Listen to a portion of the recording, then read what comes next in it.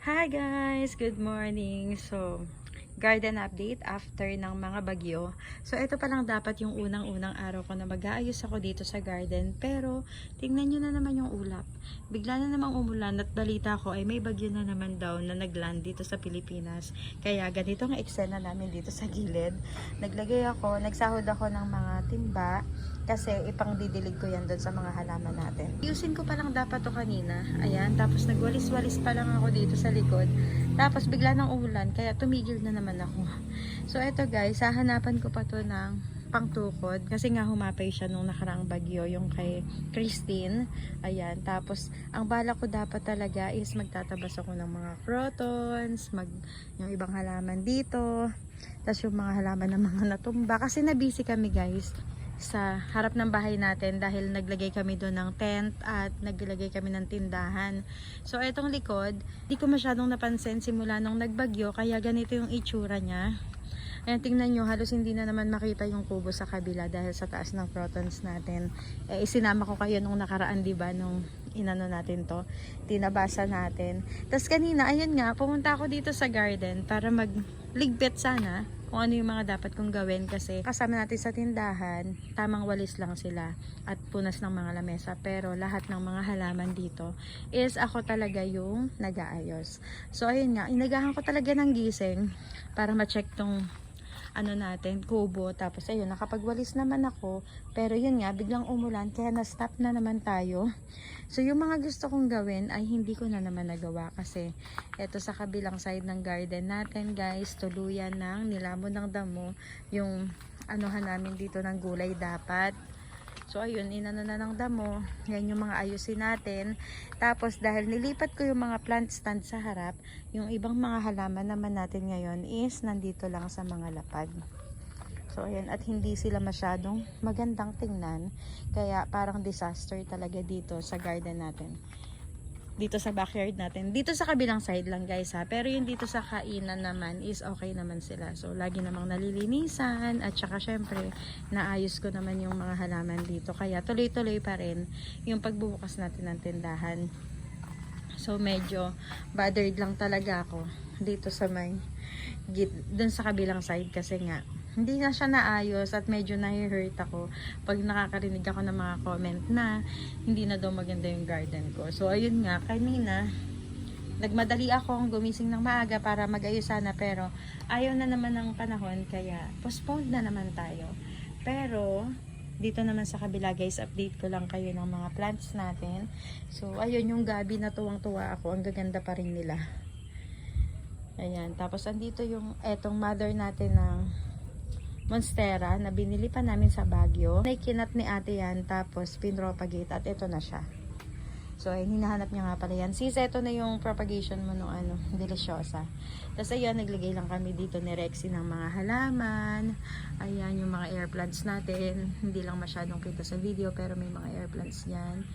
Tapos ayan, si Mr. Owl. Ito yung kinat natin na philodendron dun sa kabila na lagi kong pinapakita sa inyo. Ang laki na rin nila. Tapos tingnan nyo yung ugat guys. Diba? Galit na yung ugat niya. Tsaka ang gaganda ng dahon. Tapos ayan. Ganyan. Pero nakikipagsabayan naman lumago yung mga damo sa mga halaman natin. So kanina, nung umulan, dali-dali ako naglabas ng halaman. Kasi tingnan nyo tong mga nakasabit sa loob ng kubo. Ayan guys, oh, ang lulungkot nila. Kaya isinabit ko muna dito sa puno ng malunggay para maulanan sila. So ayan. Tapos eto guys. Ito yung kauna-unahang sama ko sa vlog ko nung nagsisimula pa lang ako. Kaya 3 years na to sa akin. Itong Wandering Jew na nakatanim dito sa strainer na napulot ko sa basurahan. Naalala ko, hindi ko ito makalimutan eh. Kaya tuwang-tuwa ako nung nakita ko na nandito pa rin pala siya sa garden. So yun, pinaulanan ko lang muna para gumanda ulit sila. So ayun guys, ganyan ang eksena dito sa garden namin. Ito yung dito na side, napadamuhan ko naman sa mga bata nung nakaraan. Pero ayan na naman, gumagapang na naman yung mga damo. Ayan, so itong cactus, ayan, inano ko yan, tinanim ko yan dyan. Tapos, nung naglagay kami ng bakod, medyo inisod ni puti doon yung bakod. Kaya nagkaroon kami ng space, so nagtanim ulit ako ng mga halaman sa likod. At buhay na silang lahat. So yun guys, okay naman dito sa garden. Feeling safe na rin ako kasi napalagyan na natin ng serga or ng pinaka-alambre tong kubo. Ayan o, para hindi siya tangayin ng hangin kung sakaling mang lumakas yung hangin.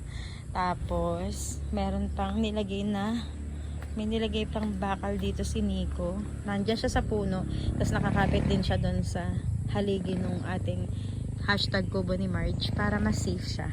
So ayun guys, ang daming ligpitin dito sa garden pero ang hirap umpisahan dahil nga sa panahon medyo na busy rin kami sa sa harap ng bahay namin kaya hindi kami masyadong nakapag dito sa garden, dito sa backyard. Hindi ako masyadong nakabisita pero hindi naman siya ganun, hindi naman siya pangit. To be honest, hindi naman siya pangit, medyo lang siya magulo dun sa kabilang side. Pero dito okay naman. And maunti-unti rin natin yan guys. So yan ang update ko sa inyo. Hindi naman tayo masyadong naapektuhan ng bagyo ng mga nakaraan. And thank you Lord for that. Safe naman kami. Safe lahat ng kubo. Safe lahat ng mga halaman natin. And ayun. Syempre sobrang thankful ko dyan. Akala ko kasi nung paggising ko baka wala na tong kubo ni Marge or baka tumilapon na yung mga halaman ko. Pero thank you Lord kasi kompleto pa rin lahat. So ayan guys, nagbabadya na naman ang ulan. Tingnan nyo yung ulap doon. Madilim. So kailangan ko nang pumasok kasi baka abutin pa ako dito ng ulan. So ayun, quick lang to guys. Quick pasilip lang to sa garden natin.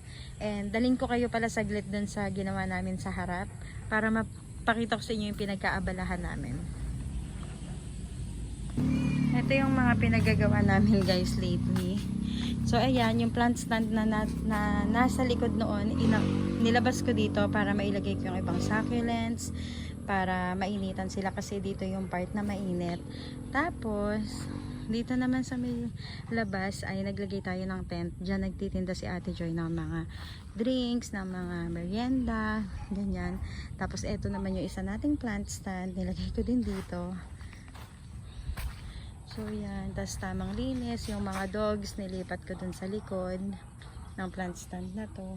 Ayan yung mga pinagkaabalahan namin guys kasi nag-aasikaso kami dito sa tindahan. So yan.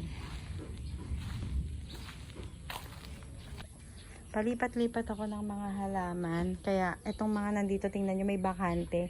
Kasi yung iba ililipat ko dun sa kabila nating plant stand. So ito bakante, maghahakot ulit ako ng mga halaman na nasa likod para ilagay naman dito sa plant stand.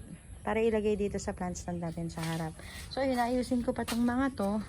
Tapos nagtanggal-tanggal pa ako ng damo guys. Tingnan nyo kasi yung mga halaman ko naman dito na inayos para pagkapangin dito sa gilid. Na medyo matamlay na naman din ngayon dahil kulang kami sa tubig sa mga panahon na to. Kaya hindi sila masyadong masaya kasi hindi ko nadidiligan masyado. Pero yung sinasahod ko sa ulan, yun yung ididilig ko dito mamaya. So ayun guys, yan yung mga pinagkakaabalahan namin dito. Pag-aayos ng front yard.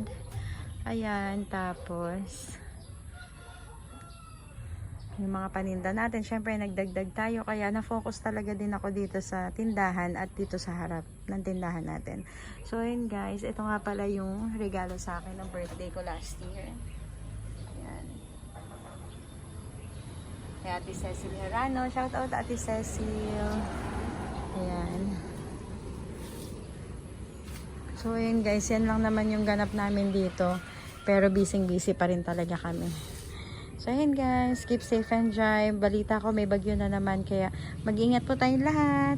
Till next time. Bye bye.